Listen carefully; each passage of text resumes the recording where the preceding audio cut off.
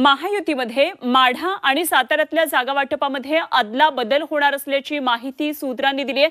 माढामधून जाहीर झालेली रणजितसिंह निंबाळकरांची उमेदवारी आता धोक्यात आली आहे। माढाची जागा अजित पवार गटाला मिळण्याची शक्यता आहे, तर अजित पवार गटाची साताऱ्याची जागा ही भाजपला देण्याची तयारी सुरू आहे अशी माहिती सूत्रांनी दिलेली आहे। या क्षणाची सगळ्यात महत्त्वाची आणि मोठी घडामोड सध्या दिसतेय। भाजपमध्ये महायुतीमध्ये माढा आणि साताऱ्यातल्या जागा वाटपामध्ये आता अदला बदल होणार असल्याचं कळतंय।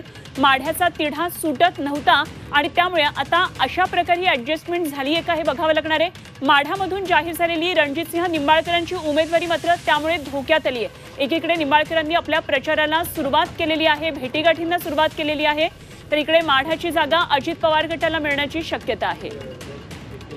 आमचे प्रतिनिधी रामराजे सध्या आपल्याबरोबर थेट दिल्लीमधून संपर्कात आहेत। आणखी सविस्तर माहिती त्यांच्याकडून घेऊया।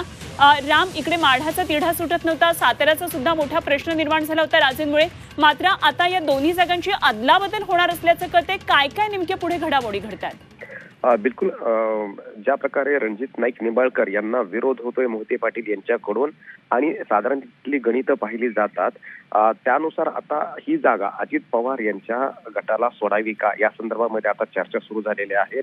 आणि साताऱ्यामध्ये अजित पवार यांच्याऐवजी साताऱ्याची जागा जी आहे ती भाजपला सोडण्याची तयारी अजित पवार यांच्या गटाची आहे आणि त्या बदल्यामध्ये माढा मतदारसंघ द्यावा अशी विनंती जी आहे ती अजित पवार यांच्या गटाकडून पुढे आलेली आहे। त्यामुळे आणि जर साताऱ्याची जागा सोडली भाजपसाठी, तर तिथे उमेदवार म्हणून उदयनराजे भोसले हे पुढे येऊ शकतात आणि या संदर्भामध्ये दिल्लीमध्ये आता खलबतं सुरू आहेत, चर्चा भेटीगाठी जी आहेत त्या सुरू आहेत।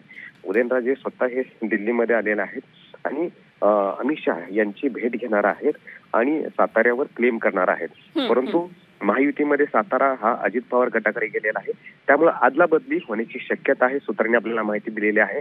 आज किंवा उद्या या संदर्भामध्ये शिक्कामोर्तब होण्याची शक्यता आहे आणि अजून एबी फॉर्म जे आहेत ते अद्याप उमेदवाराला दिले गेलेले नाहीयेत, त्यामुळे त्या अगोदर नावामध्ये किंवा जागामध्ये बदल जो आहे ती करण्याची सुद्धा शक्यता आहे।